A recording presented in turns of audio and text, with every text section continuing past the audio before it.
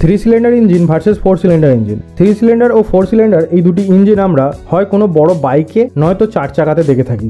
আমরা গাড়ি কেনার সময় অনেকেই কনফিউজ হয়ে যায় যে আমাদের কোন ইঞ্জিনের গাড়ি নেওয়া ভালো, কারণ গাড়ির বাইরে থেকে দেখতে যতই ভালো হোক না কেন আসল পারফরমেন্স কিন্তু এই গাড়ির থ্রি সিলিন্ডার এবং ফোর সিলিন্ডার ইঞ্জিন করে, কারণ এর ওপরই ডিপেন্ড করে আপনার গাড়ির মাইলেজ, ভাইব্রেশন এবং গাড়ির sound. Three cylinder engine four cylinder ইঞ্জিনের থেকে ছোট ও হালকা হয়, তাই থ্রি সিলিন্ডার ইঞ্জিনে মাইলেজ বেশি পাওয়া যায় এবং ফোর সিলিন্ডার ইঞ্জিনের থেকে কম পাওয়ার থাকে, তাই হাই স্পিডে যাওয়ার পরে গাড়িটিকে অনেক কমজোর মনে হয়। আর যারা পাওয়ারফুল ইঞ্জিন চায় তাদের জন্য ফোর সিলিন্ডার ইঞ্জিন একটা ভালো অপশন হতে পারে, কিন্তু ফোর সিলিন্ডার ইঞ্জিনের মাইলেজ অনেক কম।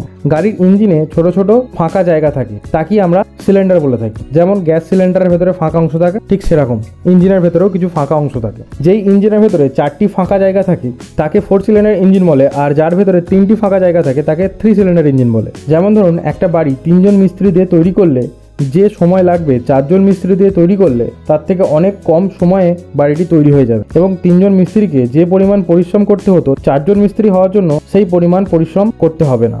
মানে 4জন মিস্ত্রি হওয়ার জন্য পরিশ্রম অনেক কমে যাবে, 4জনের মাথা থেকে প্রেসার অনেক কমে যাবে এবং বাড়িটি তাড়াতাড়ি তৈরি হয়ে যাবে। ঠিক ইঞ্জিনের ক্ষেত্রেও সিলিন্ডারের মধ্যে থাকে পিস্টন। এই পিস্টনটি সিলিন্ডারের মধ্যে যত ওঠানামা করে ইঞ্জিন তত চলতে থাকে। ধরে নিন 1500 সিসির ইঞ্জিনের ক্ষেত্রে 500 করে 3টি সিলিন্ডার থাকে, আর 1500 সিসির ফোর সিলিন্ডার ইঞ্জিন মানে 375 করে 4টি সিলিন্ডার থাকে। থ্রি সিলিন্ডার ইঞ্জিনকে বেশি পরিশ্রম করতে হয়, তাই এর ইঞ্জিন নয়েজ ও পারফরমেন্স অনেক কম হয়। আর ফোর সিলিন্ডার ইঞ্জিনকে অনেক কম পরিশ্রম করতে হয়, তাই এর পারফরমেন্স এবং নয়েজ বা কমফোর্টেবল অনেক বেশি। আজকের ভিডিওটি ভালো লাগলে লাইক, কমেন্ট, শেয়ার করবেন, আর চ্যানেলে নতুন হলে চ্যানেলটি অবশ্যই সাবস্ক্রাইব করবেন।